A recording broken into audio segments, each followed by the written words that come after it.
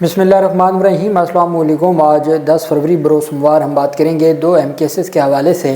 Judicial commission of Pakistan کا آج اجلاس ہوا۔ اس جوڈیشل کمیشن کا پاکستان کے اجلاس میں 4 ممبران جوڈیشل کمیشن نے آج بائیکاٹ کیا۔ ٹوٹل 13 ممبران ہیں جوڈیشل کمیشن کے، اور ان میں سے جو جتنے بھی 3 ممبران ہیں حکومت جو سپریم کورٹ کے، اور وہ تینوں 26ویں ترمیم والے ہیں، جیسا کہ چیف جسٹس بنے 26ویں ترمیم سے یحییٰ افریدی، اور مندوخیل اور امین الدین خان بھی 26ویں ترمیم سے جوڈیشل کمیشن کے ممبران بنے۔ تو جو 26ویں ترمیم والے تھے وہ انہوں نے جو جوڈیشری میں سے، اور باقی حکومتی جو ممبران تھے، پاکستان بار کونسل کا نمائندہ، اسپیکر کا نمائندہ، اور باقی حکومتی جو ممبران تھے، انہوں نے وہ سارے ایک پیج پہ تھے۔ 9 بچ گئے، 13 میں سے 4 نے بائیکاٹ کیا، 9 نے اجلاس کیا، لیکن پھر بھی وہ جو 8 ججز کی تعیناتی کا معاملہ تھا وہ نہ ہو سکا۔ لاہور میں بہت اہم یہ تھا کہ لاہور ہائی کورٹ میں سے کسی جج کو اپوائنٹ نہ کیا جا سکا۔ پھر عامر فاروق کی جو متفقہ تعیناتی نہ ہو سکی، اس کے اوپر بھی بڑی اہم سامنے آیا۔ پھر آج جو سپریم کورٹ آف پاکستان کے باہر وکلاء کا، جس میں پاکستان تحریک انصاف کے وکلاء اور عام جو وکیل ہیں، وہ جتنی بڑی تعداد میں جمع ہوئے، آپ اس کو ایک کامیاب، اور میں خود نہیں کہہ رہا بلکہ وکلاء تحریک کے سب سے بڑے جو ناقد ہیں، ہمارے میڈیا کا ایک بڑا نام ہے، ان کی جانب سے یہ کہا گیا ہے کہ آج، اور وہ وہاں پہ موقع پہ موجود تھے، اور وہ ساری صورتحال دیکھنے کے بعد انہوں نے کہا کہ آج وکلاء کا جو ایونٹ تھا وہ انتہائی کامیاب تھا۔ اس کی تفصیلات میں آپ کے ساتھ شیئر کروں گا۔ اب جانتے ہیں کہ جوڈیشل کمیشن آف پاکستان کا اجلاس تھا۔ جوڈیشل کمیشن آف پاکستان کے اجلاس میں، اور پھر جو اعلامیہ جاری کیا گیا ہے وہ اعلامیہ بھی مکمل نہیں تھا۔ بیرسٹر علی ظفر صاحب کی جانب سے اس جو سپریم کورٹ جوڈیشل کمیشن کے آج کے اجلاس کا اعلامیہ جاری ہوا ہے، اس میں یہ نہیں کہا گیا، یہ نہیں بتایا گیا کہ 4 ممبران نے بائیکاٹ کیا، ان کا ذکر ہی نہیں ہے۔ سپریم کورٹ کے باہر میڈیا کے نمائندوں سے بات چیت کرتے ہوئے بیرسٹر علی ظفر نے کہا کہ جب تک سپریم کورٹ کے ججز کی سیکیورٹی کا فیصلہ نہ ہو جائے، اور آئین اور قانون کا تقاضا ہے کہ جوڈیشل کمیشن کی میٹنگ مؤخر کریں۔ انہوں نے کہا کہ اگر جسٹس عامر فاروق کو سپریم کورٹ کا جج بنا دیا گیا تو ہائی کورٹ کا جج کون ہوگا؟ بیرسٹر علی ظفر نے کہا کہ جوڈیشل کمیشن کی میٹنگ میں یہ سارے نکات اٹھانے جا رہا ہوں، ہم نے میدان نہیں چھوڑنا، آہنی آواز اٹھانی ہے۔ میں جوڈیشل کمیشن اجلاس میں شرکت کروں گا، بائیکاٹ کر دیں گے تو انصاف نہیں دلا سکیں گے۔ یہ اجلاس میں جانے سے پہلے بیرسٹر علی ظفر صاحب، چونکہ 5 ججز اسلام آباد ہائی کورٹ نے خط لکھا کہ جوڈیشل کمیشن کا اجلاس مؤخر کیا جائے، پھر اس کے بعد ہم نے دیکھا کہ جو 4 ججز سپریم کورٹ نے کہا کہ اجلاس مؤخر کریں، پھر پاکستان تحریک انصاف کے ممبر جوڈیشل کمیشن نے بھی خط لکھا کہ اجلاس مؤخر کریں۔ بیرسٹر علی ظفر کا کہنا تھا کہ بہت سی بار حمایت کر رہی ہیں، کافی ساری نے مخالفت بھی کی، ہم مخالفت کے ساتھ ہیں اور آواز اٹھاتے رہیں گے۔ سینیورٹی کا فیصلہ کر لیں، پھر کر لیں جو آپ نے 26ویں ترمیم کہتی ہے۔ آپ کسی اور عدالت سے جج لے آئے ہیں، شخصیات آتی جاتی رہتی ہیں، ادارے قائم رہتے ہیں۔ انہوں نے کہا کہ ججز جو کورٹ میں جائیں تو ان کی سینیورٹی ہوگی، سب کا فیصلہ تو عدالت نہیں کرنا ہے، وکلاء میں بھی تقسیم ہے، لیکن ہماری تحریک بڑھتی جائے گی۔ یہ علی ظفر صاحب نے وکلاء کی جو آج گیدرنگ تھی اس کے حوالے سے اجلاس میں جانے سے پہلے گفتگو کی۔ صدیق جان ہمارے بڑے پیارے بھائی اور دوست ہیں، وہ ہمیشہ وکلاء تحریک کے حوالے سے اور حامد خان گروپ اور ان کے حوالے سے وہ تنقید کرتے رہتے ہیں، اور ہم خود بھی اس کے اوپر بات کرتے ہیں۔ میں نے تو بڑے کھلے ڈلے انداز میں جس دن حیدرآباد میں وکلاء نے روڈ بند کیا تھا، تو میں نے اس دن کہا تھا کہ آپ ایک وکیل کے لیے آپ اتنا کچھ کر سکتے ہیں، اور یہاں پورا بنیادی انسانی حقوق اور آئین کو تباہ کر دیا گیا اور آپ نہیں کھڑے ہوئے۔ لیکن آج میں بھی سمجھتا ہوں کہ آج کراچی سے جتنی بڑی تعداد میں وکلاء ہے، پنجاب سے تھے، پاکستان تحریک انصاف کے لوگ بھی موجود تھے، وکلاء نے، صدیق جان کیا کہتے ہیں، چونکہ وہ موقع پہ موجود تھے اور وہ وکلاء تحریک یا وکلاء کی جو موومنٹ ہے اس کے ناقد رہے ہیں، اس وجہ سے ان کی میں رائے دے رہا ہوں کہ اس حوالے سے ان کی رائے بڑی مضبوط ہے۔ وہ کہتے ہیں وکلاء نے بہت دیر کر دی، لیکن آج کا احتجاج ایک کامیاب احتجاج تھا۔ پاکستان تحریک انصاف کے وکلاء ونگ ILF نے بھی بھرپور شرکت کی۔ کہتے ہیں کہ اس احتجاج سے جسٹس یحییٰ افریدی کو نہ کوئی فرق پڑنا تھا اور نہ پڑا ہے، لیکن یہ احتجاج اس حد تک کامیاب تھا کہ پاکستان میں موجود تمام سفارت خانے اپنے ممالک کو لکھ کر بھیجیں گے، اور عالمی تنظیمیں بھی نوٹ کریں گی کہ ریڈ زون میں کرفیو لگا کر بندوقوں کے سائے میں چیف جسٹس نے 6 جج بھرتی کیے۔ اگر وکلاء اس تحریک کو آگے بڑھاتے ہیں تو ان کو عوامی پذیرائی ضرور ملے گی۔ دراصل عوام وکلاء سے خائف ہیں کہ انہوں نے بہت تاخیر کر دی ہے، لیکن وکلاء کو عوامی اس تنقید کو ویلکم کرنا چاہیے، اور اب اپنے عمل سے ثابت کرنا چاہیے کہ وہ چابی والے کھلونے نہیں ہیں۔ اور میں اس بات کو انڈورس کرتا ہوں کہ بالکل درست بات انہوں نے کی ہے، اور ایسا ہی ہونا چاہیے۔ اب ہوا یہ کہ اجلاس شروع ہوا تو 13 ممبران تھے جوڈیشل کمیشن کے. 13 ممبران میں سے صحافی تو یہ بھی کہتے ہیں کہ تلخ کلامی بھی ہوئی. کچھ صحافیوں نے تو فائلیں چلنے کا بھی کہا. تلخ کلامی ہوئی چیف جسٹس آف پاکستان میں اور جسٹس منصور علی شاہ میں. بڑا پرانی دوستی اور ایک ہی چیمبر سے ہونا اور بڑا ایک دوسرے کا پیار محبت کا جو ایک تعلق ہے. تو صحافی یہ دعویٰ کرتے ہیں کہ آج تلخ کلامی ہوئی. منصور علی شاہ اور منیب اختر نے احتجاج کیا. اب احتجاج کس بات پہ کیا؟ منیب اختر اور یحییٰ افریدی کا موقف کیا تھا؟ منصور علی شاہ نے 26ویں آئینی ترمیم کے خلاف درخواستوں پر فیصلے تک اجلاس مؤخر کرنے کا موقف اپنایا. جسٹس منیب نے جسٹس منصور علی شاہ کے موقف کی تائید کی. ممبر جوڈیشل کمیشن علی ظفر کا اسلام آباد ہائی کورٹ ججز سینیورٹی طے ہونے تک اجلاس مؤخر کرنے کا موقف اپنایا.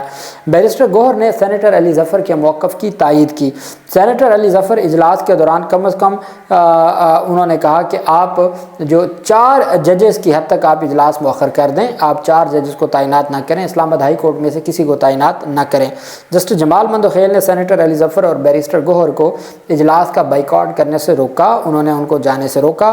جسٹس جمال نے کہا کہ آپ آزاد ممبران ہیں, بیٹھے رہیں. دونوں ممبران اس کے باوجود اجلاس چھوڑ کر باہر آ گئے, جس کے بعد چیف جسٹس آف پاکستان یحییٰ افریدی کی صدارت میں سپریم کورٹ میں اجلاس شروع ہو گیا.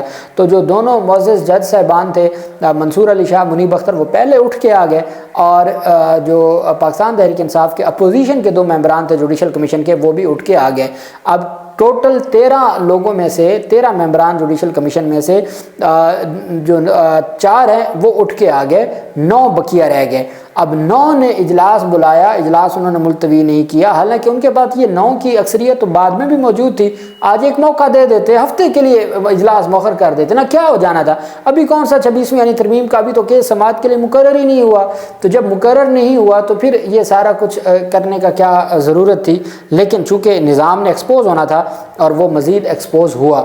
بیرسٹر علی ظفر کی جانب سے گفتگو کی. انہوں نے کہا کہ جس طریقے سے پورا نظام چلایا گیا ہے, ہم پہلے بھی یہ کہتے آئے ہیں کہ جی سپریم کورٹ آف پاکستان میں جو ججز کی تعیناتیاں ہیں یہ جلد بازی میں نہ کی جائیں. ہم تو 26ویں یعنی ترمیم کے خلاف ہیں اور 26ویں یعنی ترمیم سے متعلق جو چیزیں ہیں وہ نہیں ہونی چاہیے تھی. پاکستان تحریک انصاف کے سربراہ عمران خان نے بھی آج جیل میں سے جو پیغام دیا ہے یحییٰ افریدی کو اور سپریم کورٹ آف پاکستان کو, اور 26ویں یعنی ترمیم سے متعلق جو انہوں نے گفتگو کی ہے, انہوں نے کہا کہ 26ویں ترمیم کے بعد عدالتوں کو کنٹرول کیا جا رہا ہے. اڈیالہ جیل کے اندر بھی کنٹرولڈ ماحول میں ٹرائل کیا جا رہا ہے.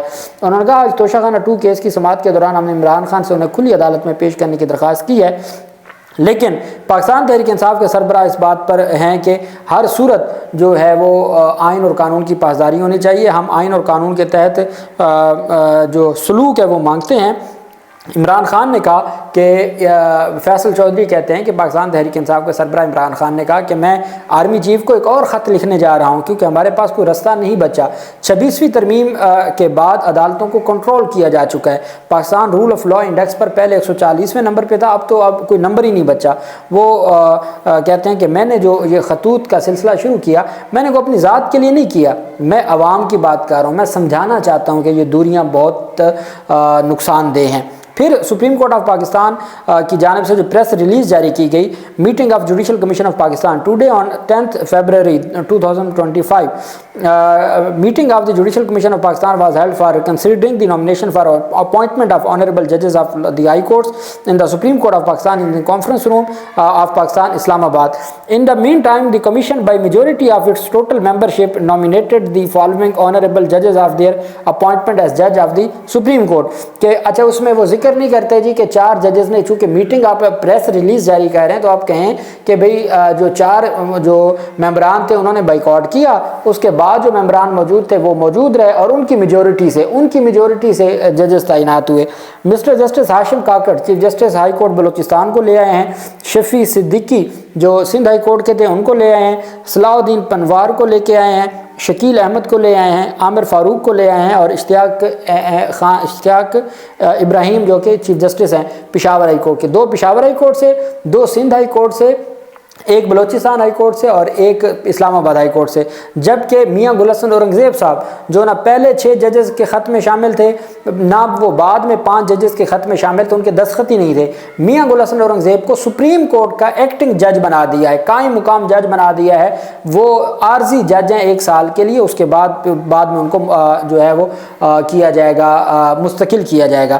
اب اس میں کہیں ذکر نہیں ہے کہ 4 ججز موجود نہیں تھے، اس میں کہیں ذکر نہیں ہے کہ وہ جو 4 ججز ہیں وہ کیوں، جو 4 ممبران ہیں وہ کیوں چلے گئے، انہوں نے کیا ریزن دی، انہوں نے کچھ ریٹن دیا، ان کی جانب سے کوئی احتجاج کیا گیا، چونکہ صحافی کہتے ہیں جی کہ بڑا شدید احتجاج تھا، کچھ کہتے ہیں تلخ کلامی ہوئی، کچھ کہتے ہیں کہ معاملات اس سے بھی آگے گئے، اور اس کے بعد جو منصور علی شاہ صاحب کی جانب سے اور منیب اختر صاحب کی جانب سے یہ کہا جا رہا تھا کہ 26ویں یعنی ترمیم کا پہلے فیصلہ ہو لینے دیں، ابھی فل کورٹ کی درخواستیں دی ہیں، فل کورٹ کے حوالے سے جو درخواستیں دی گئی ہیں اس کا کہا گیا ہے کہ خدارہ فل کورٹ والی درخواستوں کو تو ڈیسائیڈ ہونے دیں، کیا اب جو نئے جج تعینات ہوئے یہ فل کورٹ میں بھی بیٹھیں گے تو یہ سارا معاملہ کیسے چلے گا؟ تو اس پر جو ہے وہ جو 2 ججز تھے، اور میں سمجھتا ہوں کہ انہوں نے اپنے حصے کا حق ادا کر دیا، پاکستان تحریک انصاف نے اپنے حصے کا حق ادا کر دیا، وکلا نے اپنے حصے کا حق ادا کر دیا۔ اب یہ نظام چونکہ رکنے والا نہیں ہے، یہ کروڑوں ووٹوں سے نہیں رکا اور اس کو روند کے آگے بڑھ گیا، تو دنیا بھی دیکھ رہی ہے، جیسا کہ IMF کی جانب سے کہا گیا ہے، وہ بھی ساری چیزیں ابھی رضا ربانی کہہ رہا ہے کہ IMF کے نمائندوں کو واپس بھیجا جائے، وہ کس طریقے سے پاکستان کی خود مختاری کے اوپر بات کر سکتے ہیں یا عدالتی نظام کے اوپر بات کر سکتے ہیں؟ حضور والا، جب آپ عدالتی نظام کو اس طرح لپیٹ دیں تو پھر کیا کریں؟ باتیں تو ہوں گی، دنیا باتیں کریں گی، پھر باتیں سننی بھی پڑیں گی۔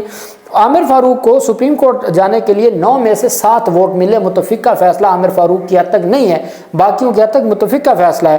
جسٹس جمال مندوخیل اور رکن بار کونسل جو ہیں پاکستان بار کونسل کے رکن، انہوں نے مخالفت کی، یحییٰ افریدی، امین الدین خان، اعظم نذیر تارڑ و اٹارنی جنرل فاروق نائک، شیخ آفتاب نون لیگ، روشن خورشید جو اسپیکر کی نمائندہ ہے، تمام حکومتی لوگوں نے، اگر چونکہ 7 ووٹ ضروری تھے، اگر جو یحییٰ افریدی عامر فاروق کو نہ لے کے آتے سپریم کورٹ یا ان کے حق میں ووٹ نہ دیتے تو پھر وہ سپریم کورٹ کے جج نہیں بن سکتے تھے۔ چیف جسٹس یحییٰ افریدی کے ووٹوں سے وہ بنے ہیں سپریم کورٹ کے جج، یہ صورتحال ہے، اور یہ متفقہ طور پر نہیں بلکہ 7-2 سے وہ سپریم کورٹ کے جج بنے ہیں۔ اب چیف جسٹس جیسا کہ نظام چاہ رہا ہے، چیف جسٹس اس کا مطلب ہے سرفراز ڈوگر ہی ہوں گے۔ اب بات تو طے ہے، وہ کسی صورت کوئی نہ اخلاقی نہ آئینی نہ قانونی کسی بات کو سننے کے لیے کوئی تیار ہی نہیں ہے، لیکن PTI ججز اور وکلا آج سرخرو ہو گئے ہیں، دنیا نے دیکھ لیا ہے۔ اللہ پاک پاکستان کا ہمیں ناصر ہو۔ بہت شکریہ، اللہ حافظ، پاکستان زندہ باد۔